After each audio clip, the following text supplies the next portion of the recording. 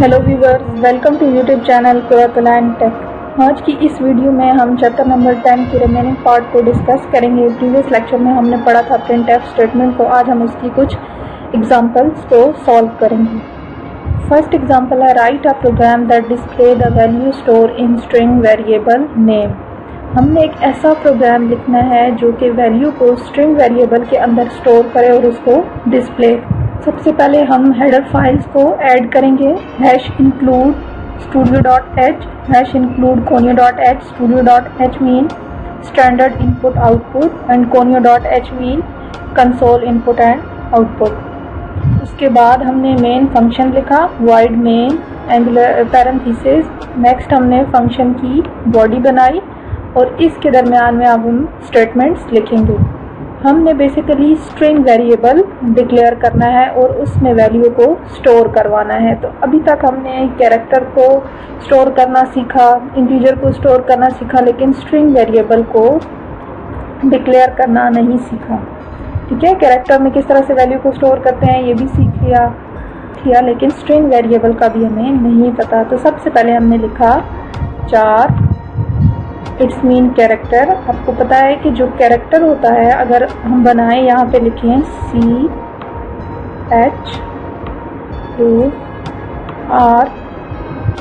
यहाँ पे हम इसका कोई भी एक वेरिएबल डिक्लेयर कर दें C, तो इट्स मीन कि ये जो C वेरिएबल बनाए कैरेक्टर टाइप का और ये सिर्फ एक कैरेक्टर को स्टोर करेगा। हमें पूरी स्ट्रिंग को स्टोर करवाना है। तो स्ट्रिंग बेसिकली ये 1 डायमेंशन एरे होती है जिसमें हम वैल्यू को स्टोर कर रहे होते हैं। अगर हमने ICS ये जो लिखा हुआ है, हमने इसको अगर स्टोर करवाना है, तो हम किस तरह से करवाएंगे। अगर हमने इसको कैरेक्टर के अंदर स्टोर कराना है तो हमें 3 वेरिएबल की ज़रूरत पड़ेगी, जिसमें फर्स्ट में I स्टोर होगा, सेकंड में C स्टोर होगा, थर्ड में S स्टोर होगा।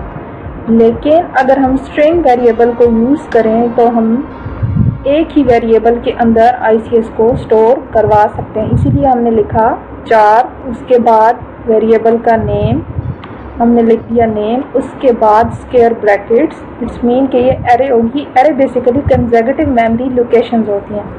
इक्वल्स टू डबल कोट्स के अंदर हमें पता है कि जो भी स्ट्रिंग होती है वो हमेशा डबल कोट्स के अंदर लिखी जाती है, ICS।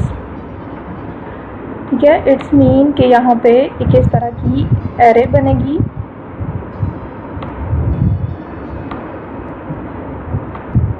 यहाँ पे स्टोर होगा I, यहाँ पे C, फिर S और लास्ट पे हमारे पास नल कैरेक्टर होगा। इसके बाद हमने लिखा क्लियर स्क्रीन। इसका मतलब है कि स्क्रीन पे अगर कंसोल स्क्रीन पे पहले कुछ भी लिखा हुआ तो उसको क्लियर कर दें। नेक्स्ट लिखा हुआ है प्रिंट एफ के फंक्शन को हम प्रिंट एफ के फंक्शन को यूज़ करके नेम को, ये जो हमारे पास स्ट्रिंग वेरिएबल है, इसके अंदर जो भी वैल्यू पड़ी है, जैसे ICS पड़ी है, हम इसको डिस्प्ले करवाएंगे। तो आउटपुट पे शो होगा। प्रिंट एफ फंक्शन के अंदर हमारे पास जो कंट्रोल स्ट्रिंग है वो है नेम इज, पहले लिखा हुआ आएगा नेम। और ये जो मॉड S है ये बेसिकली बिलोंग कर रहा है नेम वेरिएबल से। ठीक है, तो इस नेम वेरिएबल, ये हमारे पास बेसिकली नेम वेरिएबल था जिसके अंदर ये वैल्यू स्टोर है।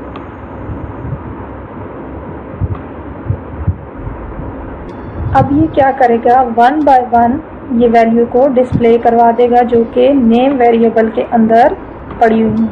इट्स मीन कि यहाँ पे लिखा हुआ आ जाएगा ICS, यानी पहले I फिर C और फिर S शो हो जाएगा। उसके बाद गेट CH, यानी हम कीबोर्ड से कोई भी की प्रेस करेंगे तो हमारी जो कंसोल की स्क्रीन है वो एग्जिट हो जाएगी। Next one is write a program that display the name of person right justify. हमने पर्सन का नेम डिस्प्ले कराना है जो कि राइट जस्टिफाई होना चाहिए। And address less justify, address जो है वो लेफ्ट जस्टिफाई होना चाहिए।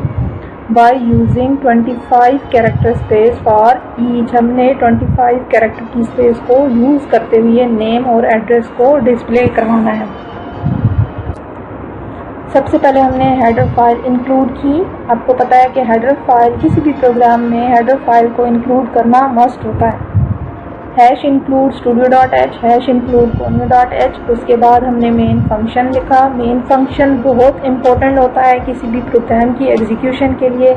अगर प्रोग्राम में मेन फंक्शन एग्जिस्ट नहीं कर रहा तो हम प्रोग्राम को रन नहीं कर सकते। मेन फंक्शन की बॉडी को स्टार्ट किया। सबसे पहले हमने एक वेरिएबल लिया नेम के नाम से, यानी हमने स्ट्रिंग वेरिएबल बनाया जो कि हम प्रीवियस स्लाइड में पढ़ चुके हैं। हमने लिखा डेटा टाइप कैरेक्टर यानी 4, उसके बाद नेम, उसके बाद स्क्वायर ब्रैकेट, इट्स मीन ये एरे बनेगी इक्वल्स, और इसमें क्या स्टोर होगी वैल्यू उस्मान।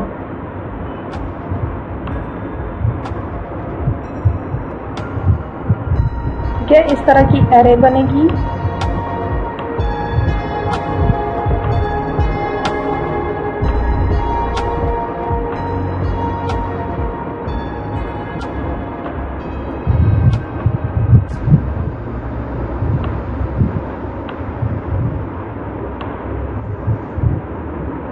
और लास्ट पे नल कैरेक्टर। इसका मतलब है कि इसके बाद अब और कोई कैरेक्टर मौजूद नहीं है। ठीक है, नेक्स्ट वन है, फिर हमने एड्रेस को भी स्टोर कराना है। ठीक है, एड्रेस स्टोर कराने के लिए हमने उसी तरह स्ट्रिंग वेरिएबल डिक्लेयर किया जिसका नेम है address, square bracket equals to. अब ये जो फैसलाबाद है ये बेसिकली असाइन हो रहा है इस एड्रेस को। इसी तरह एक और एरे बनेगी किस नाम से, एड्रेस के नाम से, और उसमें स्टोर हो जाएगा फैसलाबाद। नेक्स्ट हमने लिखा क्लियर स्क्रीन। इसका मतलब है कि हमारे पास कंसोल पे जो भी लिखा है पहले से उसको आप क्लियर कर दें। Next print F. अब हमने नेम और एड्रेस को डिस्प्ले करवाना है, प्रिंट एफ। फिर हमने प्रिंट एफ के अंदर डबल कोट्स में यानी हमने कंट्रोल स्ट्रिंग लिखी। आपको पता है कंट्रोल स्ट्रिंग हमेशा डबल कोट्स के अंदर लिखी जाती है। Mod 225s। मॉड एस जो है ये फॉर्मेट स्पेसिफायर है, जबकि 25 जो है ये फील्ड विड्थ है। हमें पता है कि फील्ड विड्थ जो है वो फॉर्मेट स्पेसिफायर के दरमियान में यूज़ होती है। हमने नेम को राइट जस्टिफाई शो कराना है, इसीलिए यहाँ पे हमने लिखा +25। उसके बाद हमने /n। इट्स मीन के पहले नेम डिस्प्ले होगा, फिर कर्सर नेक्स्ट लाइन पे मूव हो जाएगा, यानी इस तरह से आपको आउटपुट शो होगी। ठीक है, अब कर्सर यहाँ पे ब्लिंक कर रहा होगा यहाँ पे। नेक्स्ट प्रिंट एफ की स्टेटमेंट है, फिर हमने कंट्रोल स्ट्रिंग लिखी, मॉड -25 है। हमने कंट्रोल स्ट्रिंग लिखी मॉड -25s/n। इट्स मीन कि लेफ्ट जस्टिफाई होगा जो एड्रेस हमने लिखना। ठीक है, तो हमने यहाँ पे लिखेंगे Faisalabad.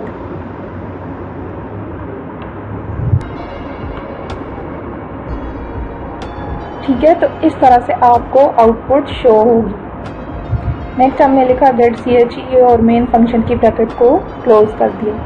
What are the escape sequences. Escape sequences क्या होते हैं? Escape sequences are special characters use in control string, जिनको हम कंट्रोल स्ट्रिंग के अंदर यूज करते हैं to modify the format of an output. ये आउटपुट के फॉर्मेट को मॉडिफाई करने के लिए यूज होते हैं।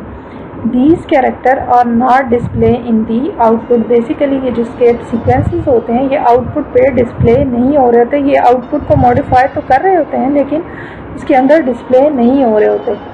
These characters are used to in combination with backslash. ये बेसिकली बैकस्लैश के कॉम्बिनेशन के साथ यूज होते हैं। अब हमारे पास escape sequences कौन कौन से होते हैं और इनके पर्पस क्या होते हैं? जैसे /a है, इसका पर्पस होता है अलार्म का, अलार्म प्रोड्यूस करना या जनरेट करना। फिर है /b, ये बैक स्पेस के लिए यूज़ होता है। /f फॉर्म फील्ड के लिए यूज़ होता है। /n न्यू लाइन के लिए यूज़ होता है। /r carriage return. /t tab के लिए यूज़ होता है। सिंगल कोड जो भी आउटपुट है वो सिंगल कोड में शो हो जाए। डबल कोड्स अगर हम इसको आउटपुट में यूज़ करते हैं तो हमारे पास जो भी आउटपुट आएगी वो डबल कोड्स के अंदर शो हो। नेक्स्ट है /b। This escape sequence is used to insert back space in the output. ये एस्केप सीक्वेंस बेसिकली इंसर्ट करता है बैक स्पेस को आउटपुट के अंदर। फॉर एग्जाम्पल हमने लिखा प्रिंट एफ में कंट्रोल स्ट्रिंग लिखी, हमने इसमें आर्गुमेंट लिस्ट यूज़ नहीं की, हेलो, उसके बाद फॉर्मेट एस्केप सीक्वेंस यूज़ किया /b और उसके बाद लिखा वर्ड। तो आउटपुट किस तरह से शो होगी? सबसे पहले हेलो प्रिंट होगा स्क्रीन पे, ठीक है, बट अब देखिए /b यूज़ हुआ है, ठीक है। अब ये क्या करेगा, बेसिकली ये जो ओ होगा ना, इसको रिमूव कर देगा। उसके बाद स्क्रीन पे वर्ड प्रिंट होगा। तो जो हमारे पास आउटपुट आएगी वो बेसिकली होगी हेलो, हेल्प, फिर लिखा हुआ आएगा वर्ड।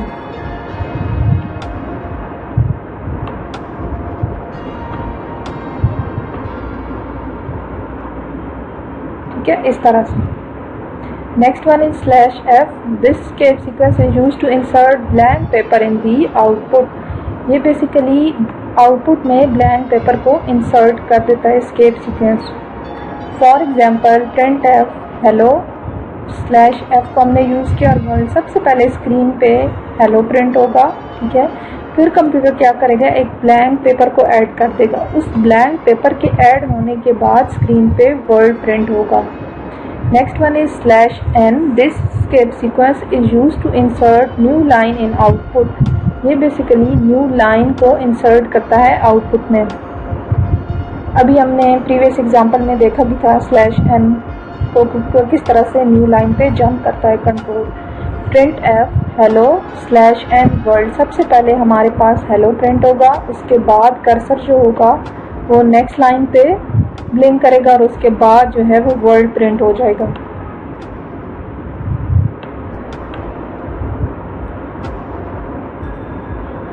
इस तरह से हमारे पास आउटपुट शो होगी। पहले हेलो लिखाएगा, मतलब न्यू लाइन पे जंप करेगा, उसके बाद हमारे पास वर्ड लिखा हुआ शो होगा। Next escape sequence is /r, this escape sequence is used to move the cursor at the beginning of the current line. ये बेसिकली कर्सर को मूव कर देता है करंट लाइन के स्टार्ट में। फॉर एग्जांपल हमने लिखा printf, फॉर्मेट स्ट्रिंग हमने लिखी हेलो और इनके मिड में हमने लिखा /r और उसके बाद हमने लिखा वर्ड। सबसे पहले स्क्रीन पे हेलो प्रिंट होगा। अब /r का मतलब है कि कर्सर को स्टार्ट पे ले जाए, ठीक है। तो मूव /r जो होगा वो मूव करेगा कर्सर को करंट लाइन के स्टार्ट पे। इट्स मीन के सबसे पहले हेलो लिखा हुआ आएगा,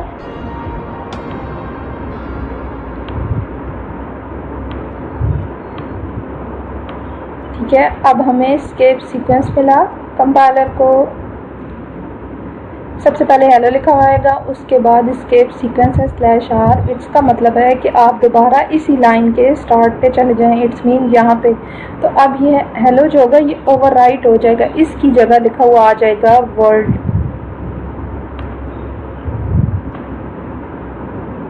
जस्ट जो है वो वर्ड स्क्रीन पे प्रिंट हुआ नजर आएगा। Next is /t, this escape sequence is used to insert a tab in the output. ये जो एस्केप सीक्वेंस होता है ये बेसिकली टैब को इंसर्ट करता है आउटपुट में। टैब मीन 6-7 स्पेसेस जब एक साथ हमने देनी होती हैं तो उसके लिए यूज़ होता है। तो इसको भी हम यूज़ करके देख लेते हैं। printf हमने कंट्रोल स्ट्रिंग में लिखा हेलो, फिर हमने लिखा /t, उसके बाद वर्ड।